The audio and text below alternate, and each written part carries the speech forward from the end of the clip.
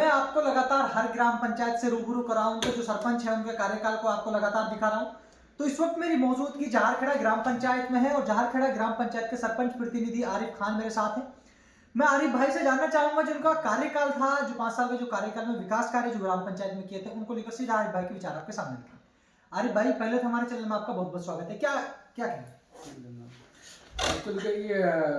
ये 3 अक्टूबर 2020 में चुनाव हुए थे। कोरोना काल की वजह से लेट हुए थे और उस कोरोना काल में इतना बजट भी सरकार ने दिया नहीं, तो अब करीब 5 साल होने वाले, तो इतना विकास तो देखो नहीं हो पाया जितना अनुमान लगाया था जी हिसाब से। आरिफ भाई देखिए, जब आप सरपंच बने थे तो जनता से जो वादे किए थे, तो जनता का एक सवाल था कि सरपंच साहब उन वादों पर कुछ परसेंट खरा उतर पाया लेकिन पूरा नहीं उतर पाया। सरपंच साहब उसके पीछे क्या वजह रही, क्या कहेंगे? नहीं देखो 100% तो देखो नहीं हो पाता, लेकिन फिर भी हमने कोशिश की है और बेहतर करने की। और इसमें क्या है, हमने पानी की जो समस्या है वो बिल्कुल हमारे जहारखेड़ा गाँव में बिल्कुल नहीं है। नहीं, बाकी का अलवर डिस्ट्रिक्ट में आप देखो पानी की किल्लत है। और ग्राम गाजी का में भी जो पानी की समस्या वो हमने खत्म कर दी, जिसमें अपने भारत सरकार द्वारा जो जल योजना उसके तहत घर घर कनेक्शन चालू कर दिए गए हैं। जहारखेड़ा में तो एक्चुअल जल की योजना है जो वो भी अभी चालू नहीं हुई है, नहीं कोई काम हुआ है, नहीं टेंडर हुआ है, फिर भी हमने पानी हर घर पहुंचा है। आरिफ भाई मेन तो क्या आपने जी मेन तो क्या है, पानी की समस्या होती है लोगों को, वो हमने कंप्लीट कर दिया 100%। आरिफ भाई, आपने सबसे बड़ी बात रखी, आपका जो क्षेत्र है, या मैं बात करूं अलवर जिले का जो ये क्षेत्र है अपना, जो इसमें पानी की सबसे बड़ी समस्या आपने बात, लेकिन जहारखेड़ा में जो पानी की पूर्ति ही उसको किस तरह आपने भाई आगे समस्या में सॉल्व करनी चाहिए कि ये किस तरह संभव हो पाई? नहीं, हमने क्या कि 3 फेज बोरिंग किए हैं, 3 फेज बोरिंग किए, उसमें से पाइपलाइन डाली है, करीब एक नटवास में बोर किया था, उसमें से वहां से हमने नटवास गांव लेके 2 टंकियां बनाई, टंकियों से फिर घर घर कनेक्शन दिए। ऐसे ही हमने दीनावास में बोर किया जहारखेड़ा में, वहां से फिर दीनावास से बोरिंग से पाइपलाइन डाली हुई है करीब 2 किलोमीटर मुख्य गांव में गई, बासों में गई, वो जो पानी की पूर्ति कर रहा है।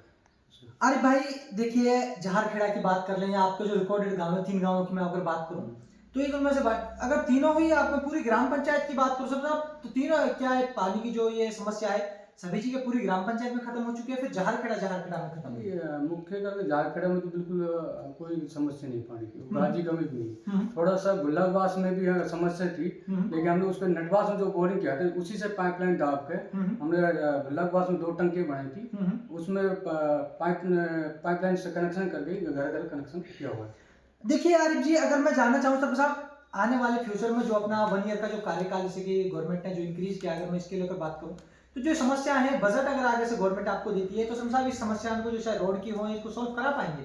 थोड़ा यही जैसे अपने यहाँ में मेन सड़कें हैं, जैसे PWD वाला ये इस थोड़ी जर्जर सड़क है, इसका कि पंचायत के बजट से कोई लेन देन नहीं है, नहीं पंचायत के बजट से ही बन सकती है, क्योंकि ये 3-3 किलोमीटर 4-4 किलोमीटर की सड़कें हैं, जो कि आपने राज्य मार्ग 25 से अपने जहारखेड़ा मुख्य गांव होते हुए विजय मंदिर जाती है सीधे भैरव रोड पे, वो उसकी बहुत हालत खराब है। करीब 4 साल हो गए, 4-5 साल से हम अपने मंत्री जी है जो रहे थे टीकाराम जी प्रतिपक्ष इस समय, तो उस पे उसको पता सारी चीजें, उसको हमने बार बार बोला भी है, तो उन्होंने DMFT से अनुमोदन भी कराया था, लेकिन उसका वित्तीय स्वीकृति जारी नहीं की गई थी, उस वजह से अटका हुआ है। तो अब सरकार चेंज हो गई थी, अब देखो अब क्या होता है, अब आगे हम सोच रहे हैं। अरे भाई माननीय, या फिर मैं बात करूं कैबिनेट मंत्री सांसद साहब अपने भूपेंद्र यादव जी को आपने अवगत कराया कि साहब हमारी समस्या है, PWD से रोड है, इसमें हमें विकास चाहिए, इसकी विकास की जरूरत है, इस या फिर नवीनीकरण की जरूरत है, क्या जी बिल्कुल, हमने करीब 15-20 दिन पहले हम उनके कार्यालय गए थे, 5-6 गाँव वाले भी मिले था, तो हमने उस सड़क के हम लिख के दे गए, उन्होंने एक रिपोर्ट मांगी PWD IN से, तो उन्होंने PWD IN ने बोलते जो सड़क बहुत खराब है, जो मतलब बनाना जरूरी है जी, रिपोर्ट कर दी थी। आरिफ जी, अगर मैं बात करूं भाई साहब आपके क्षेत्र की, चलो देखो अपन ने नरेगा को लेकर एक बात करते हैं, तो नरेगा रोजगार को लेकर कितना टाइम आपने नरेगा रोजगार जो गरीब लोग थे उनको दिया है, क्या कहेंगे? नरेगा रोजगार जो रेगुलर चल रहा है हमारे यहाँ, करीब कोरोना काल से ही नरेगा चल रहा है। कोरोना में तो क्या कि नरेगा ही एक रोजगार है जी, और इसमें क्या है, नरेगा तो हमने कभी बंद ही नहीं किया। और इस समय भी अभी आप देखोगे तो यहाँ पे गाजी का स्कूल में जो टाके बन रहे हैं उसकी खुदाई चल रही है, नरेगा के द्वारा की जा रही है। और उससे पहले हमने ये अपने झारखंड के गांव में जोड़ की खुदाई पहाड़ इसमें काम किया, करीब 28 लाख रुपए का अपना नया काम हुआ इसमें, जो कि मजदूरों के द्वारा किया गया है जी। Labour payment. देखिए शर्मा साहब, कुछ लोगों की एक शिकायत भी थी कि जैसे कि आप इनमें मैट के द्वारा क्या ये इनके जो पेमेंट्स हैं वो शर्मा साहब वो टाइम पे दिए जाते हैं, या फिर उनको लेकर क्या कहेंगे, किस तरह की उनकी हो रही थी?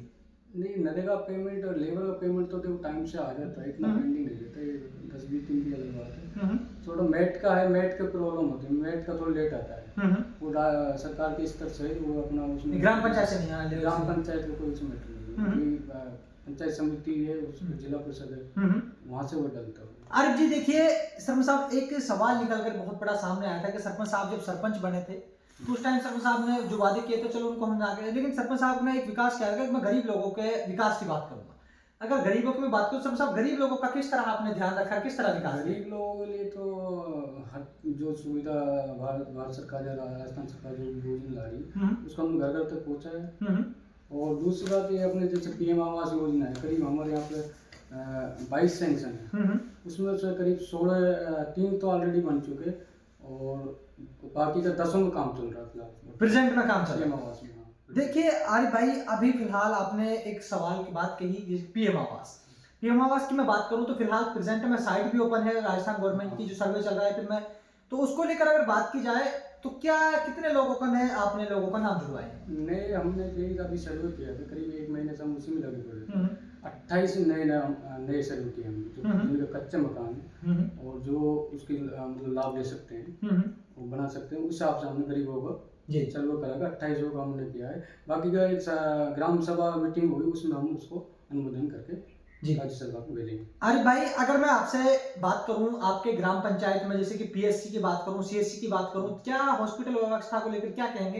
क्योंकि ये थोड़ी सी एक बहुत बड़ी समस्या मैं इसको मान सकता हूं आपके ग्राम पंचायत में, क्या कहेंगे इसको लेकर? इसमें उप स्वास्थ्य केंद्र है अपने एक है, लेकिन इतना क्योंकि एरिया अभी 3 ही गांव लग रहे हैं पंचायत में, इतना बड़ा एरिया नहीं है, ठीक है चल रहा है और अपनी सुविधा ठीक है। स्टाफ व्यवस्था को लेकर क्या कहेंगे? डॉक्टर साहब बैठते हैं और NM साहब भी बैठती है, तो वो घर घर जाते हैं, आंगनबाड़ी कार्यकर्ता वो ठीक काम कर रहे हैं। अरे भाई, अगर मैं बात करूं जायजा लेने के लिए, मिलने के लिए डॉक्टर से कितने दिनों में आपसे उनसे पूछते हैं कि भाई क्या व्यवस्था है, किस चीज की जरूरत है, कितने दिनों में जाते रहते हैं हॉस्पिटल में? वीकली जाते हैं हम लोग, उसमें बैठते हैं, डॉक्टर साहब का गोली दवाई जो भी देते हैं, टैबलेट्स वगैरह देखते हैं। मतलब अच्छा वो चल रहा है फिर आपकी बात।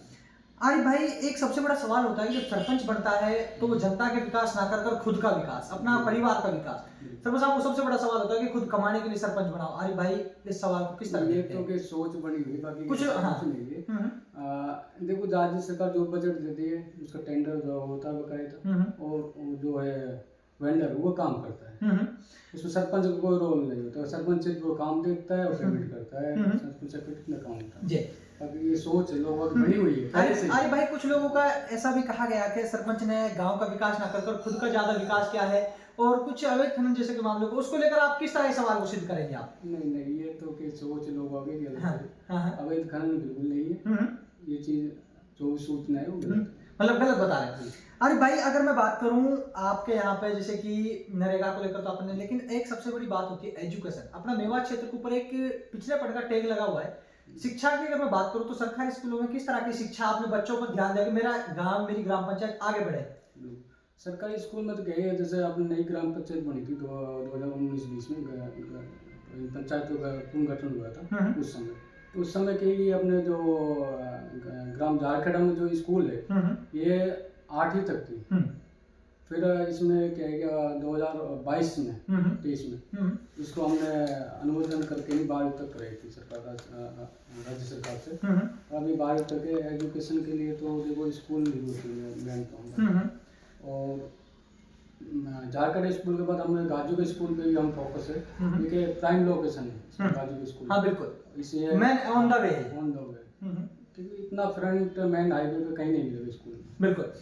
देखिए सरपंच साहब, आपने गाजू के की जैसी बात कर रहे हो, अगर आपको माननीय कैबिनेट मंत्री या फिर माननीय विधायक साहब या फिर अपने राज्य सरकार या फिर अपने सेंट्रल सरकार से कोई भी सेवा मिलती है तो इस स्कूल पे किस तरह आप ध्यान देंगे?